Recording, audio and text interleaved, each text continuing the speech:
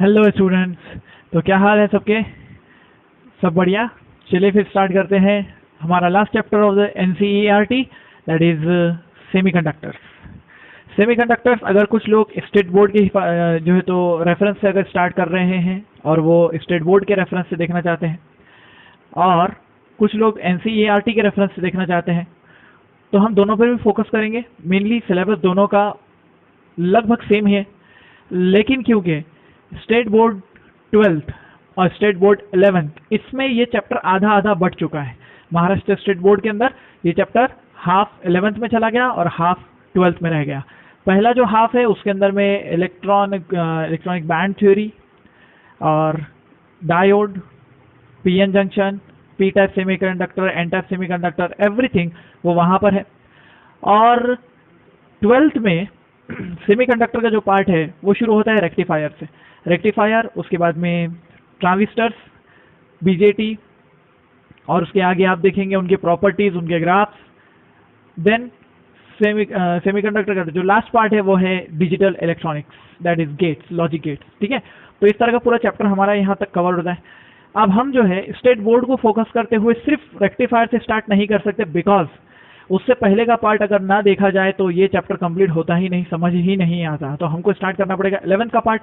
पहले 11th का part complete होगा हमारा स्टेट बोर्ड के अनुसार, और उसके बाद 12th का पार्ट कंप्लीट होगा, या फिर आप एनसीईआरटी के हिसाब से देखेंगे तो स्टार्ट टू एंड पूरा चलेगा। ठीक है, तो let's start with the semiconductors. अब सेमीकंडक्टर्स ये कुछ मटेरियल होंगे ऑब्वियसली। देखो हमारे पास में कुछ टाइप के मटेरियल होते हैं, जैसे कि हम बताते हैं कि हमारे पास है इंसुलेटर्स।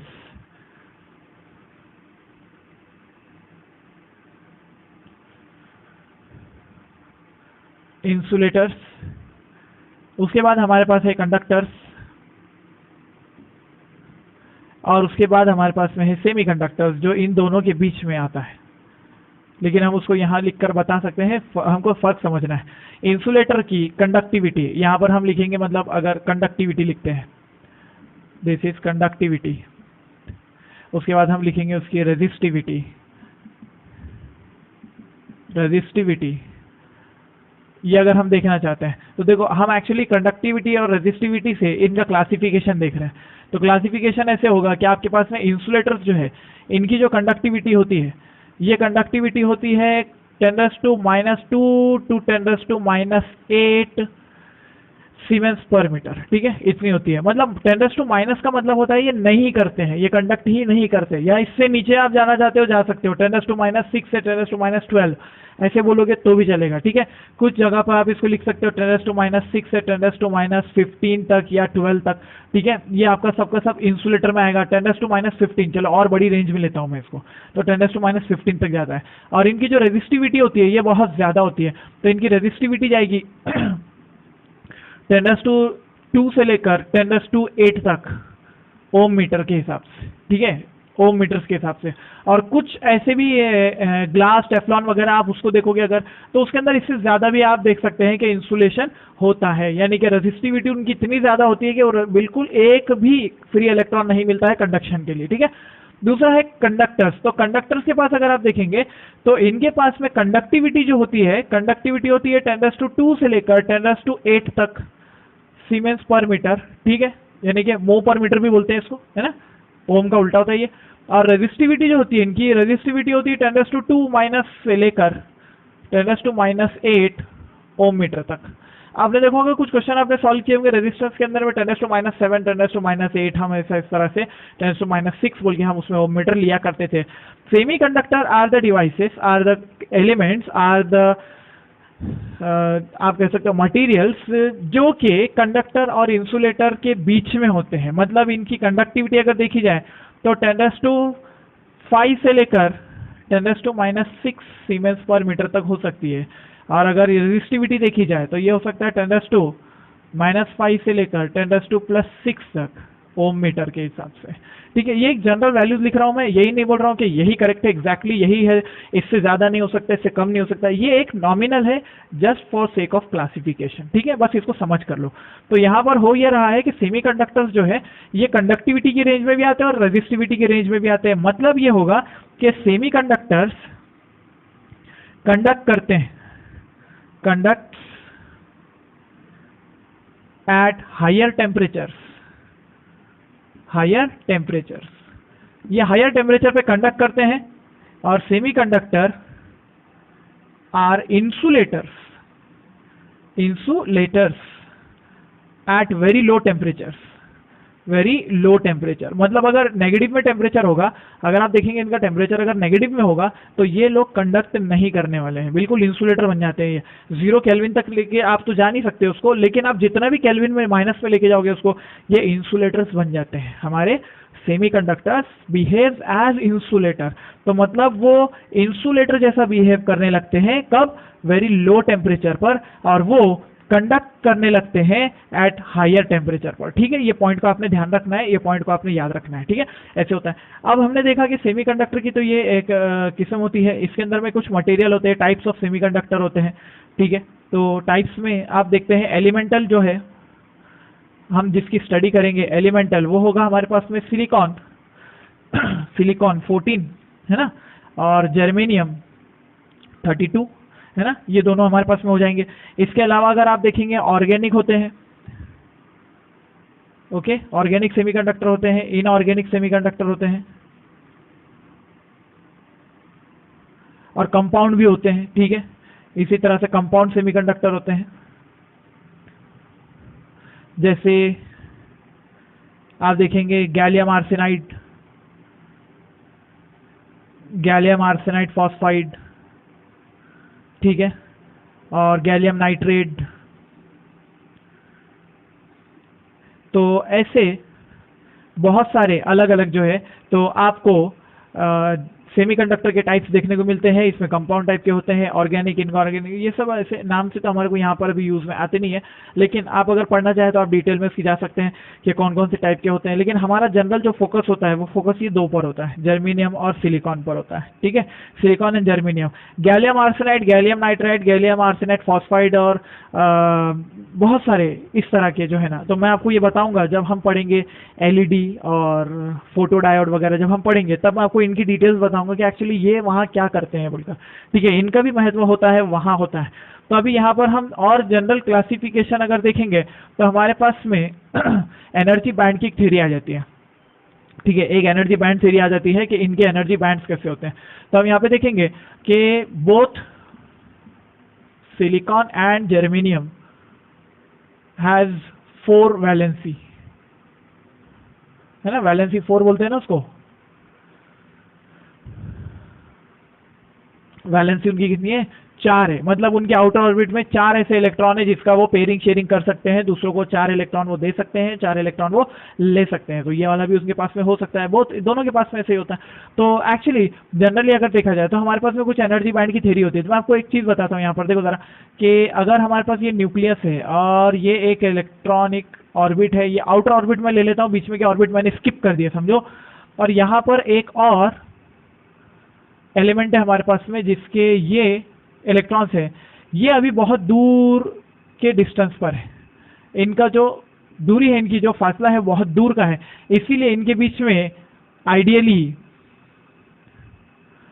नो इंटरेक्शन, यहाँ पे इंटरेक्शन तो कोई नहीं है इनका, ना कोई अपोजिशन एक दूसरे को, ना कोई अट्रैक्शन है।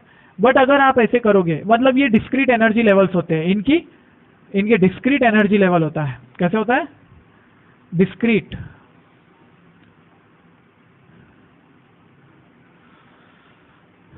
डिस्क्रीट एनर्जी लेवल्स, इनके पास में डिस्क्रीट एनर्जी लेवल्स होते हैं। जैसा कि आपने बोर्स एटॉमिक मॉडल में देखा है, उसमें एनर्जी लेवल्स अलग अलग थे ना अपने पास में, वैसे ही कुछ इनके पास में भी एनर्जी लेवल्स अलग अलग होते हैं। फिर आप क्या करते हो, इनको करीब लाते हो, इनको करीब लाते हैं तो देखो जरा, ये ऐसे हो जाते हैं, एक इलेक्ट्रॉन इलेक्ट्रॉन इलेक्ट्रॉन, और उसके बाद में फिर ये दूसरा वाला, यहाँ पे इलेक्ट्रॉन इलेक्ट्रॉन इलेक्ट्रॉन इलेक्ट्रॉन, और यहाँ पे आ जाएगा न्यूक्लियस, और इसका इंट्रैक्शन इसके साथ होगा, इसका इंट्रैक्शन इसके साथ होगा, इसका इंट्रैक्शन इसके साथ होगा, यहाँ पर ये न्यूक्लियस न्यूक्लियस का होगा, ये इलेक्ट्रॉन न्यूक्लियस का होगा। ठीक है, ऐसे बहुत सारे इंटरेक्शन होंगे, उसकी वजह से एनर्जी लेवल्स रीडिस्ट्रीब्यूट हो जाते हैं, रीअरेंज होते हैं due to redistribution of energy, redistribution of energy. Energy के रीडिस्ट्रीब्यूशन की वजह से यहाँ पर एनर्जी लेवल बदल जाते हैं। ठीक है, तो जल्दी से कॉपी कीजिए इसको, फिर हम आगे इसी पॉइंट को कंटिन्यू करते हैं।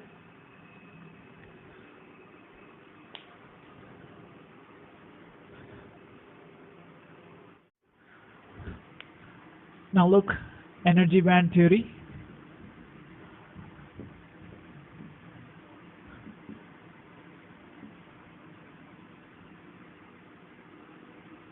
एनर्जी बैंड थ्योरी में क्या होगा कि हमारे पास में ऐसा बताया जाएगा कि जब आपके पास में देखो n की वैल्यू हम अलग अलग ले लेते हैं। समझो n की वैल्यू है 1, देन n की वैल्यू है 2, n की वैल्यू है 3, 4 एंड एटसेट्रा, बहुत सारे। ठीक है, फॉर सिंगल एटम अगर हम बात कर रहे हैं, ठीक है, सिंगल एटम की अगर हम बात करें तो इसका n इक्वल टू 1 पर एक एनर्जी लेवल होता है, 2 पर एक एनर्जी लेवल होता है, 3 पे एक एनर्जी लेवल होता है, 4 पे एक एनर्जी लेवल होता है। ठीक है ना, इसी तरह से एनर्जी लेवल्स उनके होते रहते हैं, तो आपको ये पता है। अब अगर मैं यहाँ पे बोलता हूँ कि 2 एटम्स थ्योरी ले लो, अगर 2 एटम्स का इंटरेक्शन हो रहा है, करीब करीब आ रहे हैं, तो एनर्जी लेवल बदलेगा। एनर्जी लेवल बदलेगा तो क्या हो जाएगा, समझ लो ये एनर्जी लेवल में आपको 2 अलग अलग लेवल्स मिलेंगे। N2 के ऊपर आपको 2 अलग अलग लेवल मिलेंगे, N3 पर आपको फिर और 2 लेवल मिलते हैं, यहाँ पर आपको फिर से और 2 लेवल मिलते हैं। मतलब आप यहाँ पे ऐसे समझ सकते हो, for example, just for example, it's not like that, लेकिन समझ लो ये 50, ये 50, 100, 150, 200 है अगर, तो ये 50 से 10 नीचे 10 ऊपर तक के आपको अवेलेबल होगा। मतलब कि ये 40 और ये 60 पे अवेलेबल होगा ये बैंड। अब ये बैंड एक्चुअली लेवल से है, अभी ये लेवल से बैंड बने नहीं है, अभी ये लेवल्स बता रहे हैं हम इसके। तो होता ये है कि लेवल्स के ऊपर में हम बोल रहे हैं कि इलेक्ट्रॉन यहाँ मिल सकता है। पहले हमने बताया था, जैसा कि आपने देखा था एटम्स और न्यूक्लियर के अंदर में, कि हम ये बताते थे कि इन ही लेवल्स पर इलेक्ट्रॉन मिलता है, इसके अलावा इलेक्ट्रॉन नहीं मिलता। वैसे हम यहाँ पे कह रहे हैं कि इन लेवल्स पे इलेक्ट्रॉन मिल सकता है और इसके बाद वो इलेक्ट्रॉन नहीं मिलेगा। ठीक है, इसके बीच में इलेक्ट्रॉन नहीं मिलेगा। मतलब ये 40 और 60 पे मिल रहा है ना, तो 50 पे 70 पे इलेक्ट्रॉन नहीं मिलेगा। ठीक है, 90 पे और 110 पे मिल रहा है ना, उसके अलावा इलेक्ट्रॉन नहीं मिलेगा। लेकिन जब आप ऐसे 3 एटम्स ऐसे यहाँ पर इकट्ठा करोगे, जब आ जाएंगे करीब, तो यहाँ पे समझ लो कि 3 लेवल्स बन जाते हैं। मान लो ना, क्या फर्क पड़ता है, ऐसे 3 लेवल बन जाते हैं। तो यानी कि इलेक्ट्रॉन की जो रहने की प्रोबेबिलिटी हो गई है वो कैसी हो गई है, ये 3 लेवल पे इलेक्ट्रॉन रह सकता है। ठीक है, या तो वो ये लेवल पे मिलेगा, या तो इस लेवल पे मिलेगा, या तो इस लेवल पे मिलेगा। आप देखेंगे कि इन तीनों लेवल पे मिल सकता है। मतलब ये 50 हो सकता है, 40, 50, 60, तीनों जगह मिल रहा है इलेक्ट्रॉन। यहाँ पे मिल रहा है आपको 90, 100 और 110 पे, हर जगह भी मिल रहा है इलेक्ट्रॉन। ठीक है, और यहाँ पे हम ले लेते हैं n एटम्स के लिए। अगर n एटम्स के लिए हम अगर बना के देखते हैं, तो n एटम्स के लिए क्या होता है, ये लेवल पर इस जगह से लेकर N1 के अंदर इस पॉइंट से लेकर इस पॉइंट तक सारे जगह पर इलेक्ट्रॉन मिल सकता है। मतलब ये पूरा बैंड ही इलेक्ट्रॉन का हो चुका है कि उसकी पूरी एक रेंज हो चुकी है ना, ये पूरी रेंज में मिल सकता है। फिर इसके बाद में ये दूसरा, देखो ये दूसरा बैंड हो जाएगा, इसके अंदर भी इलेक्ट्रॉन्स मिल सकते हैं। ठीक है, यहाँ पे भी इलेक्ट्रॉन मिलेंगे। इसके ऊपर एक तीसरा एक बैंड हो जाएगा, इसके अंदर भी इलेक्ट्रॉन आपको मिल रहे हैं। ठीक है, इलेक्ट्रॉन मिल रहे हैं, और इनके बीच में क्या है, एनर्जी गैप्स है। इनके बीच में कुछ गैप्स बन रहे हैं। और ये आखिरी लेवल ले लो, समझो इस आखिरी लेवल पे भी आपको यहाँ से यहाँ तक के पूरे इलेक्ट्रॉन्स मिल रहे हैं। ठीक है, इस तरह से आप मान लोगे कि इलेक्ट्रॉन्स मिल रहे हैं और इनके बीच में कुछ गैप्स बन रहे हैं। तो यहाँ पे अपन बोलते हैं ये गैप्स होते हैं यहाँ पर। ठीक है ना, और ये बैंड्स बन चुके हैं, दीज आर बैंड्स। तो पहले एक सिंगल एटम के लिए जो लेवल था, अब वो n एटम्स के लिए बैंड बन चुका है। ठीक है, तो इस बैंड के अंदर कहीं भी इलेक्ट्रॉन हो सकता है। मतलब ये बैंड समझो शुरू होगा 20 से लेकर 70 तक, तो 20 से 70 के बीच में इलेक्ट्रॉन कहीं भी हो सकता है, कोई टेंशन की बात ना है। ठीक है, तो इस तरह से हम यहाँ पे बताते हैं। तो अगर इस तरह से हम इसको देखते हैं तो क्लासिफिकेशन कैसा होगा, देखो फिर हमारा क्लासिफिकेशन दोबारा कर सकते हैं हम। क्लासिफिकेशन कर लेते हैं दोबारा। क्लासिफिकेशन करने के लिए मैं इसको ऐसे सिंप्लीफाइड डायग्राम बना देता हूँ। सिंप्लीफाइड डायग्राम में ये होता है कि यहाँ पे हम एनर्जी बताते हैं, एनर्जी इन इलेक्ट्रॉन वोल्ट ऐसी बताते हैं, और यहाँ पर हम इसको बता देते हैं, ये हमारा एक एक्सिस, ये मेनली आप बता रहे हो सिर्फ ऐसे। यहाँ पर एक बैंड बताएंगे हम, ये लास्ट वाला बैंड, और इस बैंड का नाम रखते हैं हम वैलेंस बैंड। क्या नाम रखते हैं उसका, वैलेंस बैंड। वैलेंस बैंड हमने उसका नाम रखा। ठीक है, और एक और लेवल होता है, इसको बोलते हैं कंडक्शन बैंड। इसको क्या बोलते हैं, कंडक्शन बैंड बोलते हैं इसको। ठीक है, ये हो जाएंगे आपके पास में VB और CB, और इन दोनों के बीच में एक गैप है जिसको आप बोल सकते हो एनर्जी गैप। ठीक है, ये हो जाता है एनर्जी गैप। तो ये आपके पास में आ जाते हैं 2 बैंड, जिसको आप जो है तो कंडक्शन बैंड और वैलेंस बैंड के नाम से जानते हो। इसमें से इलेक्ट्रॉन, ये आखिरी वाला बैंड है अपना, ये आखिरी वाला, इसके ऊपर अगर इलेक्ट्रॉन निकल गया मतलब वो कंडक्शन बैंड में चला गया। मतलब ये वैलेंस बैंड है, इसमें से इलेक्ट्रॉन निकल सकता है और यहाँ तक जा सकता है।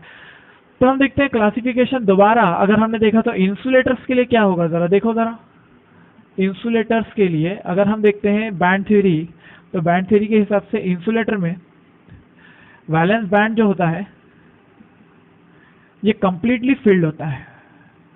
क्या होता है ये? Completely filled. Valence band completely filled होता है और एनर्जी गैप ज्यादा होता है। और कंडक्शन बैंड जो होता है, कंडक्शन बैंड एम्प्टी होता है। कंडक्शन बैंड में कोई इलेक्ट्रॉन है ही नहीं, तो कंडक्ट करेगा कहां से? कंडक्ट नहीं कर सकता हो, और इसको बोलते हैं एनर्जी गैप। एनर्जी गैप जो होता है ये मोर देन 3 इलेक्ट्रॉन वोल्ट होता है, टिपिकली 5 इलेक्ट्रॉन वोल्ट और 6 इलेक्ट्रॉन वोल्ट। ठीक है, ऐसे हो सकता है। तो ये आपका एनर्जी गैप होता है इसमें। ये वैलेंस बैंड कंप्लीट होता है। वैलेंस बैंड यहाँ पर देखो, इलेक्ट्रॉन्स आपको पूरे यहीं पर मिलेंगे और ये वैलेंसी का काम कर रहे हैं। वैलेंस बैंड में क्या कर रहे हैं मैं अभी आपको दिखाऊंगा, वैलेंस बैंड में ये लोग कर क्या रहे हैं बोल के। तो वैलेंस बैंड में वैलेंसी का काम कर रहे हैं और ये एम्प्टी है। कंडक्शन बैंड में एक भी इलेक्ट्रॉन नहीं है, तो आप अगर उसको करंट दोगे भी तो उसमें करंट फ्लो नहीं कर सकते। ठीक है, नहीं कर सकते। अब इसमें का ये हो गया इंसुलेटर, ये था आपका फर्स्ट इंसुलेटर। उसके बाद हम देखते हैं अगर कि सेमीकंडक्टर्स कैसे होंगे। सेमीकंडक्टर्स के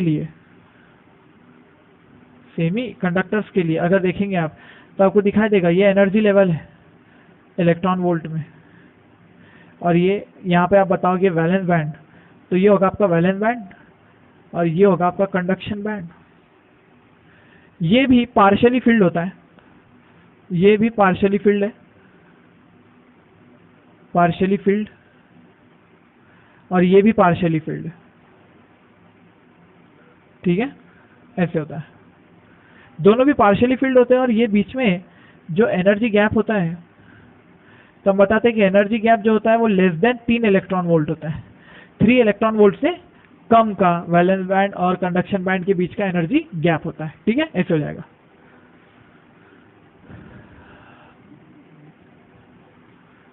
इसके बाद तीसरा होगा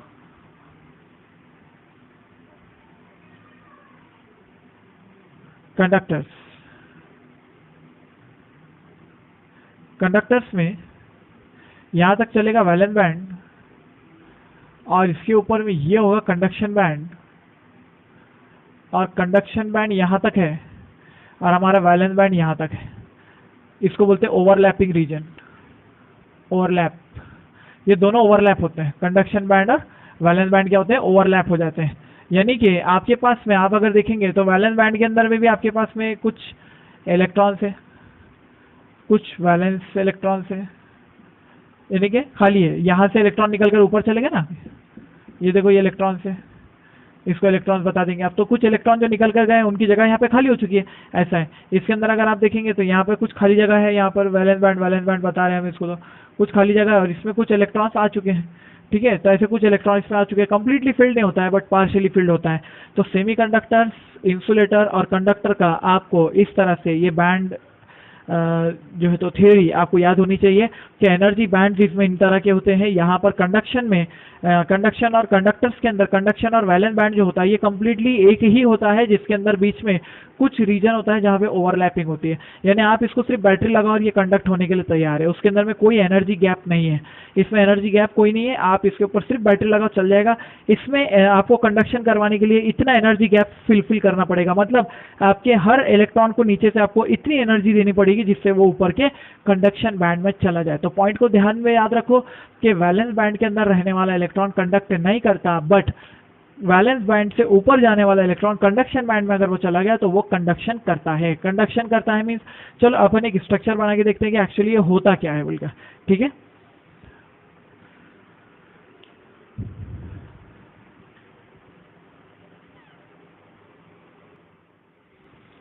तो देखो intrinsic semiconductor. Intrinsic semiconductor means pure semiconductor, pure that is without impurity. इसमें इम्प्यूरिटी ऐड नहीं होती। ठीक है, ये ओरिजिनल होता है, समझ लो सिलिकॉन है, जर्मेनियम है, ये ओरिजिनल एक्चुअल है। तो उसी सेमीकंडक्टर को हम इंट्रिंसिक सेमीकंडक्टर बोलते हैं। और पहले हमको इसी के बारे में पढ़ना है बहुत कुछ क्या होता है। तो देखो ये 4 सेमीकंडक्टर अगर समझ लो है, या फिर इसके 4 ये पड़ोसी लोग हैं, ये क्या करता है इनके साथ में एक एक इलेक्ट्रॉन शेयर करता है। ये इनके ऑर्बिट्स के अंदर में क्या करता है, एक एक इलेक्ट्रॉन शेयर करता है। इसके साथ एक इलेक्ट्रॉन शेयर किया, इसके साथ एक इलेक्ट्रॉन शेयर किया, इसके साथ एक, इसके साथ एक, है ना। यहाँ पर एक, यहाँ पर एक, इस तरह से इसमें देखो अभी क्या हो गया 1 2 3 4 5 6 7 8 8 इलेक्ट्रॉन हो चुके हैं उसके ऑर्बिट में, क्योंकि उसका खुद का ऑर्बिट देखो 8 कंप्लीट हो चुके ऑक्टेट, है ना। उसके पास एक्चुअली तो 4 ही थे, इसके पास भी देखो 1 2 3 4, इसके पास आउटर ऑर्बिट में 4 ही है। अभी क्या करेगा, बाजू वाले से 4 लेगा, इधर वाले से 4 लेगा, नीचे वाले से 4 लेगा, इधर वाले से 4 लेगा, इधर वाले से 4 लेगा, ये सब ऐसा करके क्या करते हैं, ऑक्टेट कंप्लीट करते हैं। इसको बोलते हैं वैलेंसी का काम करना। मतलब क्या होता है, एक सिलिकॉन के एटम के अंदर इलेक्ट्रॉन जो है इसके अराउंड तो रिवॉल्व करेंगे ही, वो दूसरों के अराउंड में भी रिवॉल्व कर लेते हैं। इन्फिनिटी का ऐसा पॉइंट हम अगर मार्क करें तो वो क्या करते हैं, अपने ऑर्बिट में तो घूमेंगे इसके अराउंड में, उसके अराउंड में भी घूम लेते हैं, ठीक है। तो ऐसा आप बोल सकते हो कि हर एक से हमने एक इलेक्ट्रॉन ऐसा पेयर कर रखा है। तो यहाँ से ये एक हो चुका है, ये एक हो चुका है, 2 3 4 ये हो चुके हैं, ये 7 8 हो चुके हैं, ठीक है। इस तरह से तो हम इस तरह से इलेक्ट्रॉन्स की क्या करते हैं, शेयरिंग पेयरिंग करते हैं। उसको यहाँ पे हम कैसे दिखाएंगे, ये फिगर के बजाय आप ये फिगर भी बना सकते हो, कोई प्रॉब्लम की बात नहीं है। एग्जाम में अगर आता है तो आप इस तरह बना सकते हो कि ये सिलिकॉन ने ये सिलिकॉन के साथ में क्या किया, 2 इलेक्ट्रॉन की शेयरिंग कर ली, इसने इसके साथ किया, इसने इसके साथ किया और इसके साथ भी किया, ये हो गया 8 की शेयरिंग कंप्लीट, ठीक है। इस तरह से फिर ये ऐसा सबके पास है, देखो ऐसा सबके पास है, यहाँ पे हर एक अपना अपना इलेक्ट्रॉन शेयर कर रहा है, ठीक है। शेयरिंग इज केयरिंग, बिल्कुल सही बात है ना, ठीक है। तो बस ये लोग कर रहे हैं यहाँ पर। तो अगर ये करते हैं इस तरह से, तो यहाँ पर देखो अब होगा क्या, अब यहाँ पर एक कॉन्सेप्ट नया शुरू होगा। इफ टेम्परेचर राइज होता है, इफ टेम्परेचर राइज होता है, temperature rise, electron hole pair created, electron hole pair create होते हैं, इलेक्ट्रॉन होल पेयर निकलते हैं। मतलब क्या होगा, इलेक्ट्रॉन होल पेयर निकलना किसको बोलते हैं, ये एक इलेक्ट्रॉन उड़कर यहाँ चला गया बीच में, क्रिस्टल लैटिस के बीच में चला गया ना, एफसीसी क्रिस्टल लैटिस होता है ये, अगर आपको मालूम होगा तो ये एफसीसी क्रिस्टल लैटिस है, केमिस्ट्री का पार्ट है, इसीलिए मैं यहाँ पे उसको डिस्कस नहीं किया, ठीक है ना। अगर हम ये देखेंगे कि इस इलेक्ट्रॉन ने जंप करके क्रिस्टल लैटिस के बीच में अगर वो चला गया, तो यहाँ पे क्या क्रिएट हुआ, उसकी खाली जगह, उसकी खाली जगह, this empty space is called as hole. तो होल मतलब क्या होता है, hole means empty space, empty space और वैकेंसी ऑफ इलेक्ट्रॉन। क्या बोलेंगे यहाँ पे प्रॉपर हमारा क्या हो सकता है, वैकेंसी ऑफ इलेक्ट्रॉन, इलेक्ट्रॉन की वैकेंसी हो सकती है वो, इलेक्ट्रॉन की vacancy, vacancy of electron, electron नहीं है वहां पर, वहां से इलेक्ट्रॉन उठकर चला गया है। अगर वो इलेक्ट्रॉन उठकर चला गया तो देखो होगा क्या, होगा ये कि यहाँ वाला एक इलेक्ट्रॉन इसको फिलअप करने के लिए जंप करेगा, जैसे ये जंप करता है तो यहाँ पे क्या क्रिएट होगा, यहाँ पे एक वैकेंसी क्रिएट हो जाएगी। तो देखो वैकेंसी क्रिएट हो गई, ये इलेक्ट्रॉन को फिलअप करने के लिए यहाँ से ये जंप कर लेगा, जैसे ये जंप करता है तो यहाँ क्या क्रिएट हुआ, यहाँ पे एक होल क्रिएट होगा, और यहाँ से अगर एक ने होल में जंप करके अगर चला गया इसको फिलअप करने के लिए, तो यहाँ पे एक होल क्रिएट होगा। मतलब अगर आप देखेंगे तो होल का मोशन ऐसे हो रहा है, ठीक है ना, या फिर मैं इसको कहूँ कि ये इलेक्ट्रॉन का मोशन है और होल का मोशन रिवर्स हो रहा है, होल का मोशन इधर है, this is the motion of hole. पहला होल यहाँ था, दूसरा होल यहाँ आया, तीसरा होल यहाँ आया और चौथा होल यहाँ आया। तो आप देखेंगे कि होल का मोशन जो है वो ऑपोजिट है to motion of electron, electron का मोशन जो हो रहा है उसके ऑपोजिट यहाँ पर होल का मोशन हो रहा है। तो हम यहाँ पे ऐसा कह सकते हैं कि current due to, current is due to, किसकी वजह से होता है करंट, तो हम बोलेंगे करंट ड्यू टू होता है total current is equal to current due to holes plus current due to electrons. अब कोई यहाँ पर परेशान ये हो सकता है कि अगर आप होल का मोशन आगे की तरफ पीछे की तरफ मान लो, इलेक्ट्रॉन का मोशन आगे की तरफ मान लो, बात तो एक ही है, बात तो एक ही है, तो फिर 2 करंट लेने की क्या जरूरत है। तो एक्चुअली बात समझने वाली ये है कि ये जो होल मूव कर रहा है पीछे की तरफ, एक्चुअली वो होल का मोशन नहीं है, वो मोशन ऑफ इलेक्ट्रॉन है जो कि इसकी जगह को फिलअप कर रहा है, ठीक है। आप अगर होल के बारे में जानना चाहते हो तो होल जो होता है ना, तो इफेक्टिव मास जो होता है, effective mass of hole is greater than electron. Electron के मास से ज्यादा मास होता है उसका, उसकी मोबिलिटी भी लेस होती है, mobility of hole is less than electron. Mobility का मतलब मोबिलिटी देखो यहाँ लिखेंगे mobility is equal to drift velocity of electron with it is per unit electric field, या फिर आप उसको बोल सकते हो per electric field. Electric field apply करने पर उसकी ड्रिफ्ट वेलोसिटी कितनी हो सकती है, तो ऑब्वियसली ड्रिफ्ट वेलोसिटी होल की जो होगी कम होगी, क्योंकि होल आप अगर समझ रहे हैं ना तो वो वैकेंसी ऑफ इलेक्ट्रॉन, इलेक्ट्रॉन नहीं है वहां पे बाकी सब लोग हैं, ठीक है ना, वहां पे एक वैकेंसी इलेक्ट्रॉन की, वो इलेक्ट्रॉन नहीं है, वो एक वैकेंसी है, वर्चुअल चार्ज है वो, ठीक है ना, वर्चुअल पॉजिटिव चार्ज है। और होल जो है ना ये एक्ट करता है एज अ पॉजिटिव चार्ज, ये पॉजिटिव चार्ज जैसे एक्ट करता है यहाँ पर, ठीक है, इस तरह से आप समझ लो उसको, पॉजिटिव चार्ज जैसे एक्ट करता है वो इलेक्ट्रॉन को अट्रैक्ट करता है और इलेक्ट्रॉन उसमें जाकर गिर जाता है, ठीक है। तो यहाँ देखो इलेक्ट्रॉन यहाँ पर हम देख रहे हैं कि इलेक्ट्रॉन मूव कर रहा है, तो ये दो करंट कौन से है देख लो, ये जरा ध्यान से बता रहा हूँ इसको मैं, इसको समझ लो ये कौन से है दो। यहाँ पर देखेंगे तो यहाँ पे दो करंट, एक है होल करंट और एक है इलेक्ट्रॉन करंट, ठीक है। इलेक्ट्रॉन करंट मतलब क्या होगा, इलेक्ट्रॉन करंट मतलब क्या होगा, ये जो बीच में यहाँ से सबसे पहला इलेक्ट्रॉन आपको याद है बीच में निकल कर चला गया था, है ना, क्रिस्टल लैटिस के बीच में, ये पहला इलेक्ट्रॉन है, ये हो सकता है, ये हो सकता है, ये हो सकता है, ये जो पहला इलेक्ट्रॉन है ना हमारा, जो सबसे पहले क्रिस्टल लैटिस के बीच में चला गया था, उस इलेक्ट्रॉन के चलने को, उसके मोशन को हम इसका इलेक्ट्रॉन करंट बोल रहे हैं, ठीक है। और ये तो सिर्फ हम होल का करंट ले रहे हैं, होल अगर चल रहा है ना तो ये तो हम होल करंट ले रहे हैं। एक्चुअली होल के अंदर भी क्या हो रहा है, देखो जरा, होल के अंदर भी क्या हो रहा है, इलेक्ट्रॉन फिलअप करने को आ रहे हैं और होल पीछे होता हुआ मूव हो रहा है। चलो एग्जांपल देता हूँ उसकी, समझ लो कि मैं एक ऑडिटोरियम में हूँ और एक मेरा प्रोग्राम चल रहा है, समझ लो, ठीक है। ऑडिटोरियम में लोग एकदम पूरा फुल कैपेसिटी के हिसाब से फुल्ली यहाँ पे हाउसफुल जा रहे हैं और सारे लोग बैठे हुए हैं। अब हुआ ये कि फर्स्ट रो में से एक बंदा उठकर चला जाता है, कहाँ गया वो नहीं पूछना, ठीक है, उठ कर गया, चलो। अब वो उठकर चला गया, जैसे ही वो उठकर गया कॉरिडोर में, वो स्पेस खाली हो गया, वो जगह खाली हो गया, that space, that seat is called as hole, और वो जो बंदा उठकर गया उसको इलेक्ट्रॉन बोलते हैं। अब देखो हुआ क्या, वो जैसे सीट क्रिएट हुई है, पीछे की रो में से एक बंदा आकर वो सीट को फिलअप कर देता है, क्योंकि पीछे बैठने के लिए उसको जगह चाहिए, वो पीछे से उठकर आगे आ जाता है, उसकी जगह अब खाली हो चुकी है, तो मतलब आपकी जो चेयर है, सीट है, वो सेकंड रो में खाली हो चुकी है। फिर थर्ड रो से एक बंदा आके सेकंड रो में बैठ जाता है और वो क्या करता है, उसकी सीट को फिलअप करता है। इस तरह से हर एक बंदा आकर आगे बैठता जाएगा, बैठता जाएगा, बैठता जाएगा, और आप देखेंगे कि हमारी जो खाली चेयर थी जो फर्स्ट रो में थी वो आखिरी रो में पहुंच गई है। एक्चुअली वो चेयर उठकर नहीं गई, लेकिन चेयर्स खाली होते चली गई, और चेयर आइडेंटिकल है, वैसा हमारे चार्जेस आइडेंटिकल है, इसलिए हम ऐसा बोल सकते हैं कि चेयर आगे आई है, इलेक्ट्रॉन आगे आए हैं या बंदे आगे आए हैं और चेयर पीछे गई है, बात एक ही है, ठीक है। तो इसकी वजह से एक करंट बना, इसकी वजह से एक करंट बना, या तो बंदे आगे उठकर आए उनकी वजह से करंट बताओ, या होल की वजह से करंट बताओ, मतलब चेयर पीछे जाने की वजह से करंट बताओ। दूसरा करंट है वो इलेक्ट्रॉन्स की वजह से जो कॉरिडोर में निकल कर चले गए।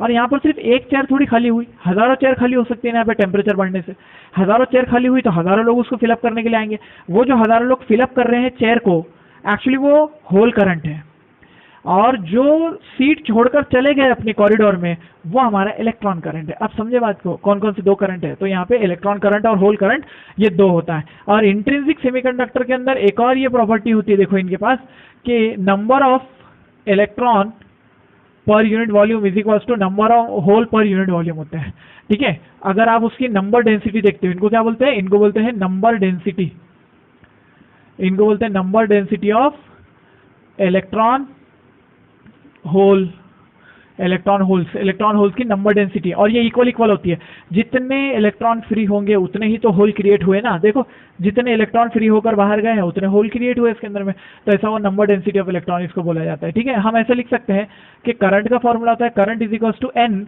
ई ए और ड्रिफ्ट वेलोसिटी, है ना, ये आपको याद होगा, ये फॉर्मूला याद है आपको, ठीक है। यहाँ पे एन कौन है, एन कौन है यहाँ पे, एन बोले तो नंबर डेंसिटी ऑफ चार्जेस, है ना। यहाँ पर ई बोले तो इलेक्ट्रॉनिक चार्ज, ए बोले तो एरिया, वीडी बोले तो ड्रिफ्ट वेलोसिटी। अगर आपको याद होगा इलेक्ट्रिक करंट तो ड्रिफ्ट वेलोसिटी हमने देखा था यहाँ पे, ठीक है। ये है आपके पास में एन ए वी डी। अगर मैं यहाँ पर एरिया को इसके नीचे बुला लूँ तो ये हो जाएगा आपके पास में as current upon area is equal to j होता है ना, जे होता है, करंट डेंसिटी बोलते हैं उसको। तो यहाँ पे हो जाएगा आपका जे, है ना, क्या बन जाएगा, j is equal to n e और वी डी, ठीक है, अगर दोनों तरफ मैंने ई से डिवाइड कर लिया तो ये बन जाएगा जे बाई ई, है ना, j by e is equal to n e, और ये आ जाएगा वी डी बाई ई, है ना, वी डी बाई ई हो जाएगा। वी डी बाई ई जो होता है उसको मोबिलिटी बोलते हैं, और इसको जो है वो सिग्मा बोलते हैं, कंडक्टिविटी। तो conductivity is equal to n e, और ये आ जाएगा म्यू, ये आ जाएगा आपके पास में सिग्मा का फॉर्मूला। यानी कि आप यहाँ पर लिख सकते हो कि J is equal to sigma e होता है इलेक्ट्रिक करंट इलेक्ट्रिसिटी में, और ये म्यू जो होता है ये mu is equal to v d by e होता है। ठीक है, वी डी बोले तो छोटा सा लिखने का, उसको ड्रिफ्ट वेलोसिटी है वो, it is drift velocity per electric field. ठीक है, तो ये हो जाएगा drift velocity per electric field, ये हो जाएगा J current density is equal to conductivity into electric field. ठीक है, तो ये वाला फॉर्मूला आपके पास हो जाएगा। इस फॉर्मूले को आपने ध्यान से नोट करना है, और भी फॉर्मूले भी देता हूं। ठीक है, लिखो फर्स्ट।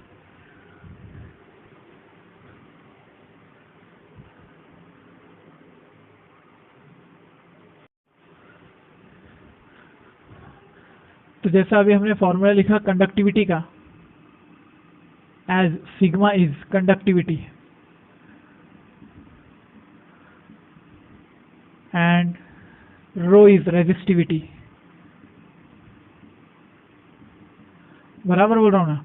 तो सिग्मा की वैल्यू होती है रेसिप्रोकल ऑफ रो। ठीक है, रेसिप्रोकल ऑफ रो होता है, और सिग्मा की वैल्यू अभी हमने लिखी, कितने लिखी, n into e into mu. ठीक है, इस बात को याद रखो। अब अगर हम बात कर रहे हैं for intrinsic semiconductor, for intrinsic semiconductor, है ना, सेमीकंडक्टर, तो हम यहाँ पे बता सकते हैं total current is equal to current due to electron plus current due to hole, है ना, ऐसा है, करंट ड्यू टू होल। तो हम यहाँ पे लिख सकते हैं total current is equal to n e ये हो जाएगा, और एन कौन से होंगे यहाँ पर, इलेक्ट्रॉन के नंबर, ई ए, और ये हो जाएगा drift velocity of electron plus number of holes e a और ड्रिफ्ट वेलोसिटी ऑफ होल्स। ठीक है, इस तरह से लिख पाएंगे ना हम उसको एग्जैक्टली। तो इसमें से फिर क्या करेंगे, ई और ए को कॉमन ले लेंगे, ई और ए कॉमन चला गया तो अंदर कौन बचा, number of electron into drift velocity of electron plus number of holes और ड्रिफ्ट वेलोसिटी ऑफ होल्स। ठीक है ना, ड्रिफ्ट वेलोसिटी ऑफ होल्स, ऐसा लिख दिया मैंने इसको। ये कौन है मेरा करंट, एरिया इसके नीचे चला गया, तो ये आ गया आपके पास में J is equal to e, और यहाँ पे आ गया n e v e plus n h v h. ठीक है, ऐसे आ जाएगा। आप ऐसा भी बोल सकते हो कि as n e is equal to n h होता है। ठीक है, इंट्रिंसिक सेमीकंडक्टर में। तो आप क्या कर सकते हो, जे इज इक्वल टू ई, और यहाँ पे एन बाहर ले सकते हो, इसको ई एन बाहर ले लिया तो अंदर आपके पास बचेगा we e plus V H. फिर आप क्या कर सकते हो, इसको इलेक्ट्रिक फील्ड से डिवाइड कर सकते हो दोनों तरफ। तो आपके पास में इलेक्ट्रिक फील्ड से डिवाइड किया आपने इसको, तो ये बन जाएगा आपके पास में sigma is equal to e n, और यहाँ पे आ जाएगा आपके पास में mu e plus mu h. अभी थोड़ी देर पहले बनाया था ना हमने, कैसे होता, आपके पास में इक्वेशन थी J is equal to sigma e, है ना। तो अगर मैंने फिर ऐसे लिख दिया कि सिग्मा इज इक्वल टू, तो J बाई ई आ जाएगा, इसको भी ई से डिवाइड कर दिया और वी ई को ई से डिवाइड कर दिया, mu is equal to v drift velocity upon electric field. अरे याद आया क्या, ये दो फॉर्मूले अभी तो लिख के बताया आपको, उधर लिखा था अभी, यही वाला हो गया। तो ये आपके पास में ये फॉर्मूला आ चुका है, देखो अब ये भी फॉर्मूला आपके पास आ चुका है कंडक्टिविटी का। तो आप ऐसे बोल सकते हो, यहाँ से आप कंडक्टिविटी ऑफ इंट्रिंसिक सेमीकंडक्टर यहाँ से आप चेक कर सकते हो। अब ऐसे होता है देखो कि इसके अंदर एक फॉर्मूला और आता है, उसको बोलते हैं अपना, इसको बोलते हैं mass action law. Mass action law में आ जाएगा n e into n h it is equal to, क्योंकि अब ये दोनों देखो बराबर बराबर ही है, तो अगर आप ये दोनों का स्क्वायर करते हो, अगर ये दोनों का प्रोडक्ट करते हो तो ये दोनों का स्क्वायर हो रहा है मतलब, तो इसको बोलते हैं एन का स्क्वायर, इसको बोलते हैं एन का स्क्वायर। और इसके अंदर में एन को बोला जाता है number density of intrinsic carrier. Intrinsic carrier, carrier का मतलब वो जो चार्ज लेकर फिरते हैं, उन लोग को बोला जाता है कैरियर। कैरियर मतलब चार्ज लेकर फिरने वाले, ठीक है, चार्ज कैरियर बोलते हैं अपन उसको। तो Ni ये फॉर्मूला आपका हो जाएगा। तो इस फॉर्मूले को आप एकदम ढंग से याद रख लोगे। ये फॉर्मूला बहुत काम की चीज़ है। हमारे नेक्स्ट लेक्चर में सारे न्यूमेरिकल इसी के ऊपर हम लेने वाले हैं। सारे मतलब लेंगे कितने, जितने होंगे उतने तो लेंगे। एग्जाम में कभी कभी आया है, बस वो वाला ले लेंगे इसके ऊपर में टाइप में। तो टाइप न्यूमेरिकल इसके ऊपर में हम लेंगे। तो ये वाला फॉर्मूला सब उसके अंदर में आ जाएगा, ठीक है। अब इसके ड्रॉबैक क्या है, क्यों यूज नहीं करते हम इसको? इसके ड्रॉबैक से कुछ, number 1, temperature dependent. Temperature dependent है ये। मतलब क्या होगा कि अगर आपने समर सीजन के अंदर अगर एक फ्यूज लगाया है, ठीक है, और उसके अंदर में करंट की एक सही वैल्यू आ रही है जिसकी वजह से फैन लाइट वगैरह सब चल रहे हैं, लेकिन विंटर सीजन में जाते ही क्या हो जाएगा कि टेम्परेचर कम होने की वजह से रेजिस्टेंस जो है वो बढ़ जाएगा और करंट की वैल्यू डिक्रीज हो जाएगी। तो जो लाइट फैन वगैरह चलने थे ये सब के सब डिम हो जाएंगे, ठीक है, ऐसे डिम हो जाते हैं सब के सब, ठीक है। तो ये वाला केस हो जाएगा आपका, टेम्परेचर डिपेंडेंसी उसकी हो जाती है। टेम्परेचर डिपेंडेंसी मतलब आपका जितना टेम्परेचर बढ़ेगा उतने देखो इलेक्ट्रॉन होल पेयर क्रिएट होंगे ना। अरे जितना टेम्परेचर बढ़ेगा इलेक्ट्रॉन होल पेयर उतने क्रिएट होंगे और वो उतना कंडक्टर बनेगा। और जितना टेम्परेचर जो है कम होता जाएगा आपका, टेम्परेचर बढ़ने से तो इलेक्ट्रॉन होल पेयर बने, टेम्परेचर कम होगा वो रेजिस्टेंस में कन्वर्ट होता चला जाएगा, इंसुलेटर में कन्वर्ट होता चला जाएगा, ठीक है, ऐसे होता है। और दूसरी चीज होती है कि नंबर ऑफ इलेक्ट्रॉन जो है ये नंबर ऑफ होल्स के बराबर है, जो कि अनडिजायरेबल है। अनडिजायरेबल एक्चुअली हमको ये डिजायरेबल नहीं है, हमको Ne is equal to NH नहीं चाहिए होता है, ठीक है ना। हमको Ne is equal to NH नहीं चाहिए होता, हमको या तो नंबर ऑफ इलेक्ट्रॉन ज्यादा चाहिए होते हैं या नंबर ऑफ होल ज्यादा चाहिए होते हैं। क्यों, मैं आपको नेक्स्ट लेक्चर में बताऊंगा। एक्सट्रिंसिक सेमीकंडक्टर में हम जब पढ़ेंगे तो उसके अंदर में आएगा कि ये एक्चुअली हमको ये डिजायरेबल क्यों नहीं था, ठीक है ना। तो ये रेशियो हमको डिजायरेबल नहीं होता है, तो इस वजह से, और इनकी कंडक्टिविटी के इश्यूज आते हैं, और दूसरे इनडायरेक्ट बहुत सारे ऐसे रीजन है जिसकी बिना पर हम इसको यूज नहीं कर पाते हैं। टेम्परेचर डिपेंडेंसी सबसे बड़ा रीजन है, और undesirable ratio of number density of electron and holes, ठीक है। ये भी एक रीजन है हमारा जिसकी वजह से हम इसको यूज नहीं करते। हम बनाते हैं इसको एक्सट्रिंसिक सेमीकंडक्टर, जो कि इंट्रिंसिक प्लस डोपिंग के साथ होता है। तो आप हमारे साथ जुड़े रहें। नेक्स्ट लेक्चर में हम देखते हैं कि डोपिंग किसको बोलते हैं, डोपिंग कैसे करते हैं, कौन कौन से टाइप के हम सेमीकंडक्टर बना पाते हैं डोपिंग से, और उसके बाद जो मेन हमारे सेमीकंडक्टर होंगे जो हम एप्लीकेशन में यूज करने वाले हैं वो हमारे कैसे बनाए जाते हैं, ठीक है। तो इसको ज्वाइन करते हैं, नेक्स्ट लेक्चर में हमारे साथ जुड़े रहें ताकि इस पॉइंट को कंप्लीट किया जा सके। Thank you very much.